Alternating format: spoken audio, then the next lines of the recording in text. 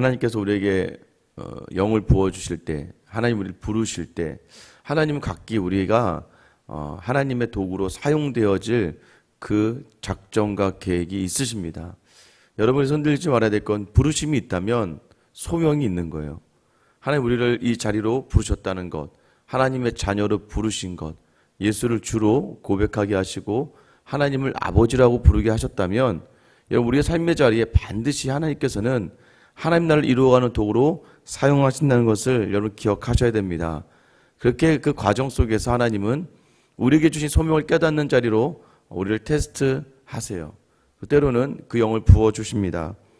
내가 하지 않고 하나님이 하신다. 하나님께 맡긴다는 건 과연 무엇일까요? 하나님께서 다 하시죠. 우리 이런 고백을 합니다. 그런데 하나님께서 다 하시는데 그럼 내가 해야 될 부분은 무엇이 있는가? 부르신 분이 하나님이시기 때문에 반드시 하나님은 순간순간에 마음과 생각을 주십니다. 하나님이 어떻게 하나님의 음성을 구별할 수 있을까요?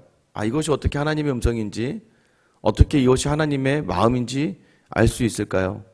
그건 또 쉬워요. 나를 위한 자리, 나만을 위한 자리가 아니라 공동체, 가족과 하나님의 교회를 위한 자리, 공동체를 위한 자리로 나의 희생을 요구하는 자리라면 그 자리가 거의 하나님의 음성인 것이 맞습니다.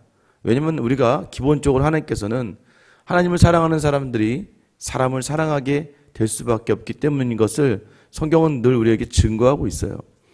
여러분도 선택의 순간에 이것이 하나님의 음성대로 하는 것인가 라는 것을 결정할 때 가장 쉬운 건 이것입니다. 내가 편안해지는가? 내가 자랑할 수 있는가? 내가 특별히 내 육체에 유익이 되는가? 이 자리라면 하나님의 음성이라고 보기 어렵습니다.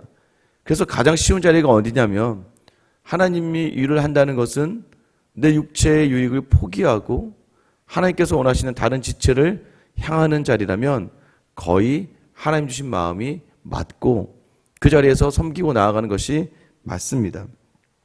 오늘도 마찬가지예요.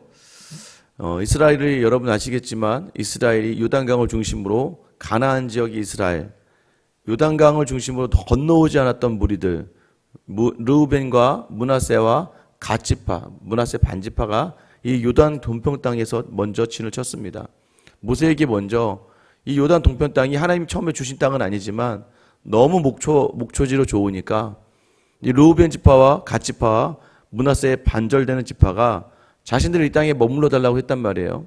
하나님이 허락해 주십니다. 대신에 그들이 가나안을 정복할 때 제일 먼저 앞장서서 가나안의 정복에 힘썼습니다. 가나안 정복이 끝나자 그들은 많은 사람들의 환대 속에서 다시 요단강을 건너와요. 그래서 제단을 쌓죠. 엣제단이라고 제단을 쌓아서 이제는 우리와 이스라엘이 하나다. 서로 상관없는 사람들이 아니다. 그러면서 시간이 많이 흘렀습니다. 그래서 이스라엘 동편 땅의 그 지명을 길르앗 야베스라고 불리우기 시작했어요. 그러니까 므낫세와 갓과 그 르우벤 지파가 속해 있는 요단강 동편 땅. 오늘 이 동편 땅에 누가 쳐들어오냐면 1절 말씀 보면 암몬 사람 나하스가 올라와서 길르앗 야베스에 맞서 진침해 야베스 모든 사람들이 나하스에게 이르되 우리와 언약하자. 그리하면 우리가 너를 섬기리라 하니. 암몬 사람들이 시시탐탐 노렸던 땅이 바로 이 요단 동편 땅입니다. 그런데 오늘 특별한 암몬의 강한 왕 나하스가 등장을 합니다. 그가 군대를 몰고 와서 이 요단 동편 땅에 있는 길르앗 야베스 족속과 맞서 싸우는데 딱 봐도 이길 수가 없는 거예요. 그러자 야베스 사람들이 뭐라고 얘기하냐면 우리가 너를 섬기겠다. 조공을 하겠다는 것이죠. 그러니 항복하겠다는 거예요. 그런데 얼마나 악독했는지 3절 말씀에 보면 2절 말씀에 보면 암몬 사람 나하스가 그들에게 이르되 내가 너희 오른 눈을 다 빼야 너희와 언약하리라 라고 이야기해요. 내가 온 이스라엘을 이같이 모욕하리라. 나랑 조약을 맺겠다고? 그럼 니네 사람들 전부 다 오른쪽 눈을 다 빼. 그럼 그때야 조약을 맺어줄게. 여러분 이게 굉장히 수치스럽고 치욕된 자리 아니겠습니까? 그렇게라도 살고 싶으면 눈을 하나씩 다 빼라는 거예요. 여러분 이게 얼마나 모욕적이겠습니까? 항복하겠다고 도와주겠다고 아니 우리가 섬기겠다고 했는데도 불구하고 세상은 받아주지 않을 때가 있는 것이죠. 여러분 위기가 우리 가운데 있을 때, 더 이상 답이 나오지 않을 때, 여러분 그때 우리에게 필요한 자리가 무엇입니까? 3절에 보면 야벳 장로들이 그에게 이르되 우리에게 이레 동안 말미를 주어 우리가 이스라엘 온 지역에 전령들을 보내게 하라. 만일 우리를 구원할 자가 없으면 내가 내게 나아가리라. 7일 동안 시간을 좀 달라는 거예요. 그러면서 얘기해요. 우리한테 구원자가 없으면, 너와 싸울 만한 사람이 없거든 우리 눈을 빼고 너에게 나아가겠다는 거예요. 세상은 여러분 우리를 그만두지 않습니다. 가만두지 않아요. 세상은 어떻게든 우리의 모든 것을 다 우리에게 예수 믿는다는 것이 수치스럽고 얼마나 예수 믿는 것이 비천한 것을 깨닫게 해주려고 힘으로 자꾸 우리를 압박하고 누르기 시작합니다. 꼼짝달싹 못하게 우리를 묶어내고 흔들어댈 때가 있어요. 여러분 얼마나 자신만만할까요? 나하스가요, 이 야베스 족속에 7일 시간을 달라 그래요. 여러분 같으면 지금 전쟁 가운데 있는데 적군에게 7일 동안 시간을 주겠습니까? 전력을 다 모으고 또는 다른 나라에 가서 군사들을 모아올 수도 있고 다른 나라에 군사를 사올 수도 있는 시간이잖아요. 근데 나하스가 얼마나 자신이 있었던지 그렇게 하라 그래요. 뭐 그래봐야 니네가 이스라엘 본토에 가서 도움을 청할 뿐인데 이스라엘 사람들이 다 나와도 지금 자신한테는 안 된다는 거죠. 도움 받을 수 있으면 도움 받아봐. 여러분 세상이 우리를 얼마나 모멸하고 모욕을 줄 수 있는지 믿음이 있다고? 한번 해봐. 기도 한번 해봐. 할 수 있나 봐봐. 계속해서 우리를 계속해서 다그치고 계속해서 압박할 때가 있다는 것이죠. 여러분 이 소식을 전합니다. 그러자 특별히 기브아에 이 소식이 들렸을 때 4절에 보면 이 전령들이 사울에 사는 기브아에 이르러 이 말을 백성에게 전하매 모든 백성이 소리를 높여 울더니. 왜 울었습니까? 도움을 주지 못해서요? 아니죠. 이제 그 땅도 점령당하고 나면 이제 이스라엘 땅도 온전하지 않다고 생각한 거예요. 여러분 왜 이스라엘이 이렇게 울고 있습니까? 왜 이스라엘이 울고 있어요? 하나님의 언약의 말씀을 순종하지 않은 그 모든 자리들. 여러분 꼭 기억하셔야 됩니다. 우리의 인생의 성패는요, 어디에서 갈라지는 거예요? 하나님의 뜻에 따르는가? 하나님의 뜻에 따르지 않는가요? 특별히 오늘 이 본문은요, 사울을 왕으로 섬긴, 너희가 왕을 달라고 해서 왕으로 사울을 섬겼는데 지금 어떤 일이 일어나고 있는 거예요? 여러분 5절 말씀 보면 마침 사울이 밭에서 소를 몰고 오다가 왕으로 세웠거든요. 왕으로 세웠으면 이제 사울을 왕으로 대접을 하고 하나님이 세운 그 사람에 대해서 순종하고 나아가야 되는 것 또한 하나님에 대한 순종이에요. 그런데 사울이 지금 뭘 하고 있어요? 밭에서 소를 물고 일을 하고 있다는 거예요. 왕을 달라고 해놓고서는 그 왕을 왕대로 대접하지 못하고 하나님의 뜻대로 세운 그 사람에 대해서 온전하게 하지 않으니까 하나님께서 어떤 일을 벌이시는 거예요? 암몬 사람 나하스를 주장하여서 이제 하나님의 너희가 원했고 하나님이 허락한 그 일들 속에 너희의 순종을 요구하는 하나님의 그 마음이 이스라엘에게 지금 전해지는 사건이 일어나는 것이죠. 6절 7절에 보시면 사울이 이 말을 듣고 하나님의 영이 크게 감동됩니다.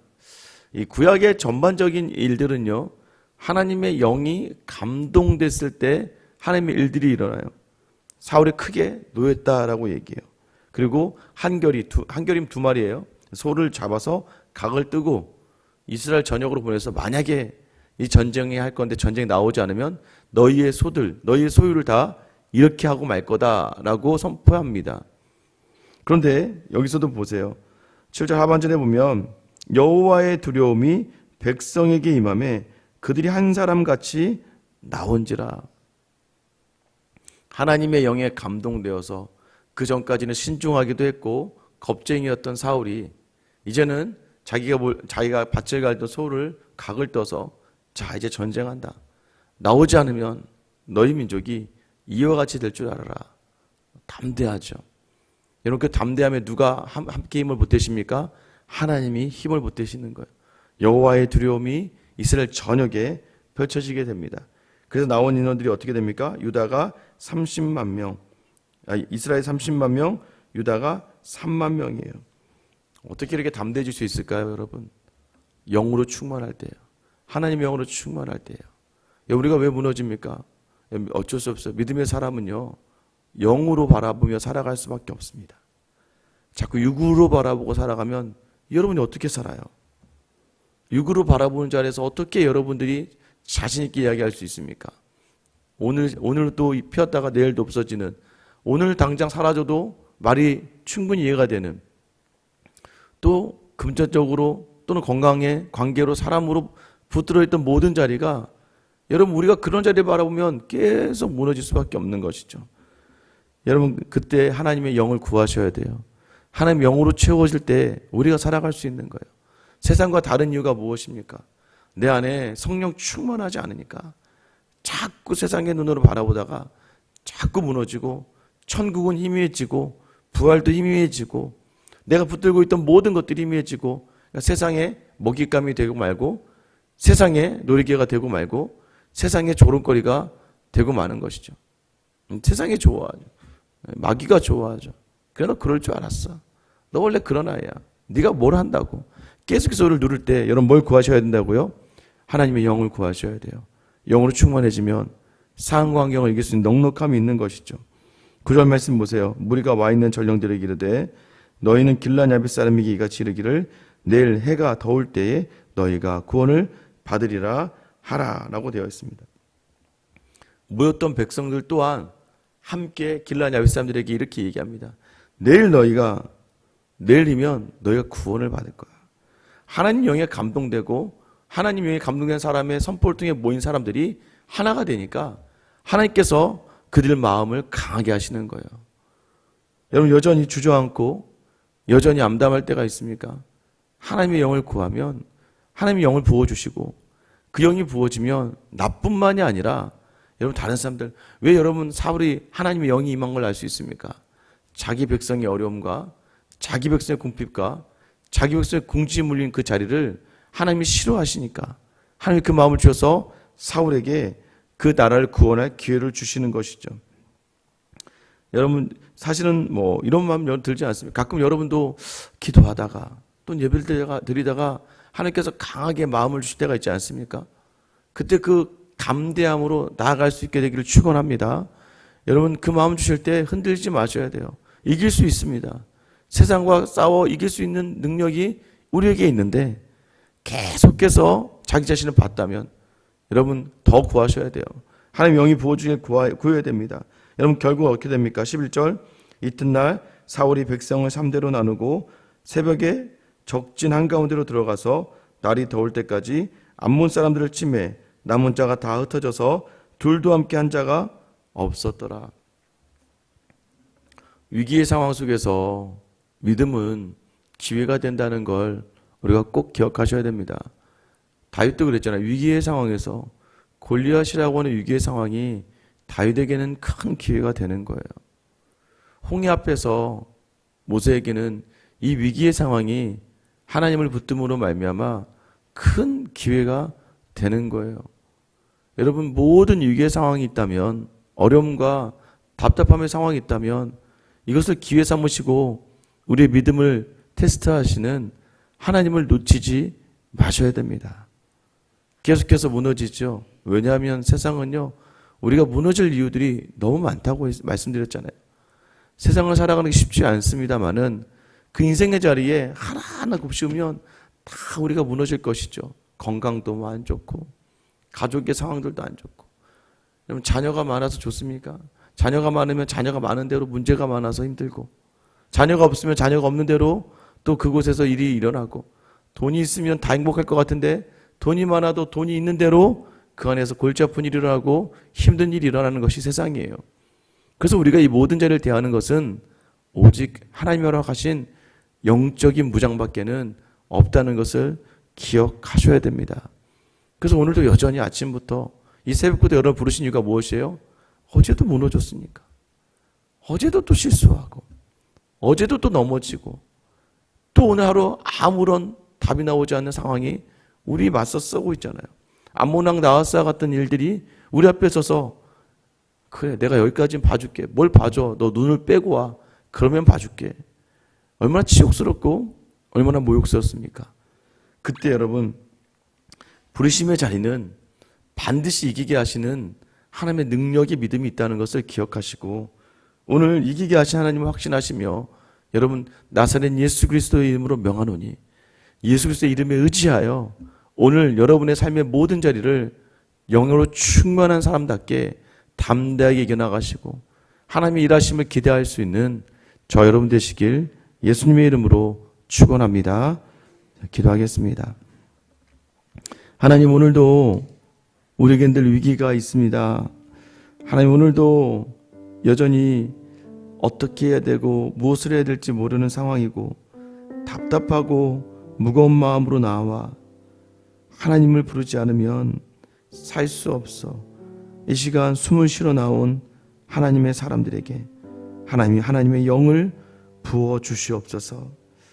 하나님이 주시면 우리로 담대하게 하실 줄 믿사오니 마음 다해 이 시간 주님의 영을 구할 때 하나님, 우리가 세상의 방법으로 싸워 이기는 사람들이 아니라 주의 영으로 감당하는 사람임을 알고 오늘 주님이 주신 성령 충만을 통하여 육체의 참된 자유로 나아가 평안을 누리는, 그래야 이 위기가, 이 문제가 우리의 삶에 큰 기회가 되고 하나님을 만나는 놀라운 이유가 되는 귀한 하루를 보낼 수 있는 저와 우리 모든 성도들 다 되게 하여 주시옵소서. 십자가의 위기가 부활의 기회가 되므로 그 길을 묵묵히 아버지의 말씀에 순종하며 우리를 향하여 대신 가신 우리를 오늘도 그 이름을 부르며 능력을 주시는 살아계신 우리 주 예수 그리스도의 이름 받들어 기도드립니다. 아멘.